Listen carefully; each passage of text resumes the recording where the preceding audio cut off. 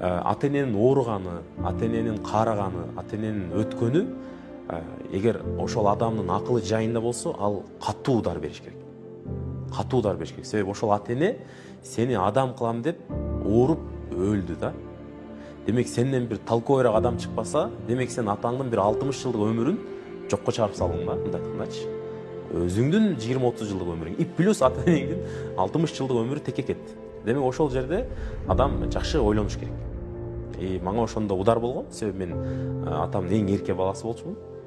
Ошондон кой ошол атамдын берген билимин, берген суммасында, ал канча сумма кетирип мен окутту, башка кылды, ошонусун актайын, өзүмө пайдалуу болоюн, үй бүлөмө пайдалуу болоюн, ата энемдин туугандарына пайдалуу болоюн, и кошумча элге да пайдалуу болоюн деген бир ичимде бир аз бир кандай десем экен, жылуулук, ичимде бир аз бир кичине от пайда болгон. Анан ошонун артынан секин аракет кылып атабыз.